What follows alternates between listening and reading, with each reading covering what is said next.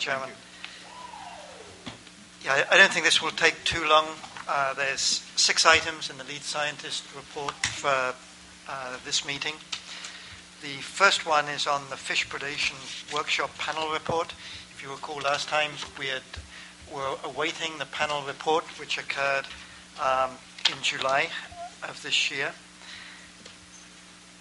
This is one of the stresses affecting salmon recovery efforts, of course. It was also asked for in the Delta Plan recommendations, ERR2 and ERR7. And one of the things we want to be clear about is that this was just the first step. So the panel were asked to look at a fairly specific range of issues. First of all, it had been asked with the co-sponsors of the workshop, which was the Department of the Fish and Wildlife and NIMPS. The first question was to put the fish predation in an ecological context of Central Valley salmon issues.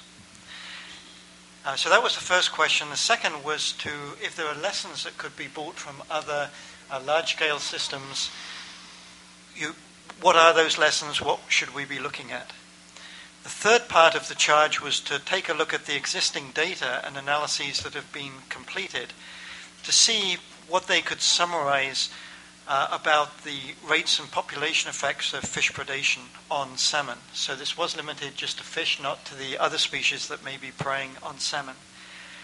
And they were asked to determine where is there broad agreement, in fact, many of the ways that Dr. Luoma just said, and where were there areas of significant disagreement. And then they were also asked, as with all our panels, for sort of future recommendations and next steps. So in their report, first of all, it was extremely substantial. Typically, these reports are 20 or 30 pages. This report actually ran for more than 71 pages. And some of the insights that were there were actually a very interesting take. And I would encourage you not just to look at the executive summary, because that was a somewhat limited discussion, but to look at the conclusions at the back of the report, which went into considerably more detail. Just to highlight a couple of things there which are probably well known to fish biologists, perhaps less known to other scientists. There was questions there about being able to differentiate between the immediate causes of mortality and the ultimate causes.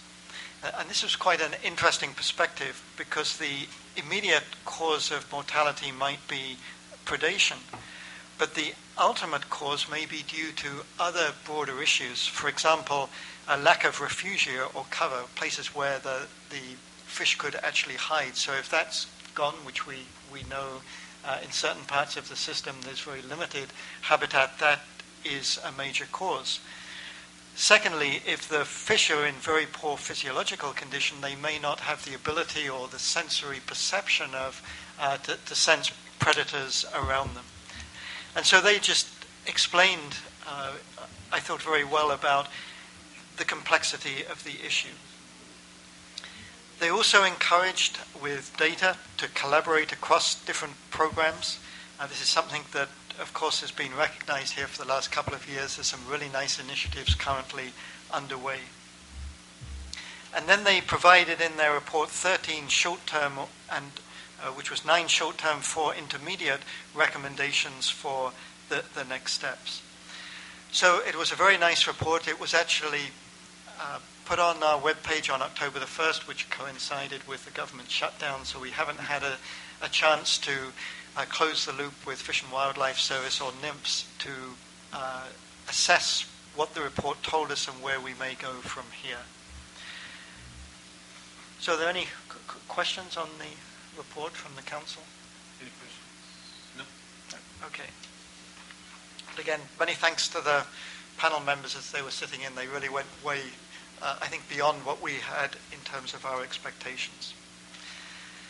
The second item here is an advertisement for the Vice Chair of our Council, but also for the State of the Estuary Conference, which is occurring next week in Oakland.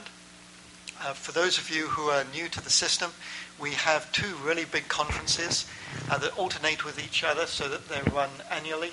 This is a great opportunity for scientists working on Bay Delta issues to get together. This year, in the odd year, it's the State of the Estuary Conference, which is usually located in the Bay Area. And the Delta Science Conference is held in even years. And this really highlights, probably, Dr. Lorimer, going back to your time when these were set up, that it's an implicit recognition that the Bay and Delta are definitely connected. We're part of a system with the upper watershed. So your journal, of course, was set up to cover all three of those parts of the landscape. But particularly what I wanted to draw your attention to is Mr. Fiorini is part of a plenary discussion session on Wednesday, October the 30th, entitled One Estuary, Many Plans, How Are They Going to Work Together? Again, this is going to be chaired by an alumna of the Delta Stewardship Council, Felicia Marcus, who's now with the State Water Resources Control Board. She will be the moderator of the session. There's also Director Bonham, Director Cowan, Mr. Machado, who used to be with the Delta Protection Commission. And it's going to be very interesting on that panel, how do we get all of these various programs to integrate, but also how you connect different parts of the system and the different science communities. So that's going to be very valuable. That's followed in the afternoon with an opportunity for us to describe the science plan and report back to the science community what you decide later this afternoon. And that's going to be followed by a session that's moderated by Dr. Honecker from the Delta Science Program, who's going to be leading a discussion on the Science Action Agenda, how we put that together, what should go into it, how do we put something together in a rapid time frame. So I put that out. All and everyone is welcome. We hope to see you all down there in Oakland next week. Mr. Fiorini, do you have anything to add from your session? I know a lot of thought goes into the sessions. Did you have anything that you wanted to add about the conference? No, other than it's an excellent conference. If you have any interest in the work that's going on in the Delta and the estuary, be sure and attend. You get one of 3 days or all three. Actually, it's two I think, Tuesday and Wednesday. I'm just wondering if we've played a trick on you so we can get a day of your time on one end or the other. The third item in the lead scientist report is the 2013 Long-Term Operations Biological Opinions Annual Science Review. This is going to take place November the 6th and 7th here in Sacramento. This is the fourth annual review that we've done in consecutive years. The purpose of this is to inform the National Marine Fisheries Service and the U.S. Fish and Wildlife Service on the effectiveness of the past year water operations and their regulatory actions and RPAs, their reasonable and prudent actions. Of course, this is a massive undertaking each year. So National Marine Fisheries and the U.S. Fish and Wildlife Service asks us to convene a panel to focus on specific issues that change from year to year. And in particular, they ask the panel to summarize lessons learned, what new science should they consider using in the next year's operations. And of course, this is just advice on scientifically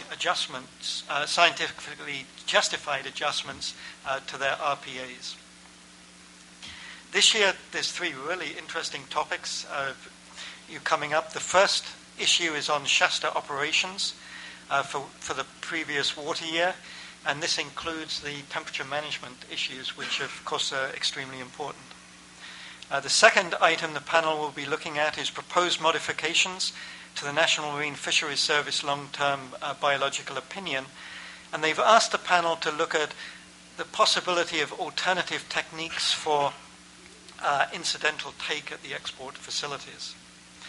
And the third item that they will be looking at is a retrospective analysis of water operations on Delta smelt for the past year.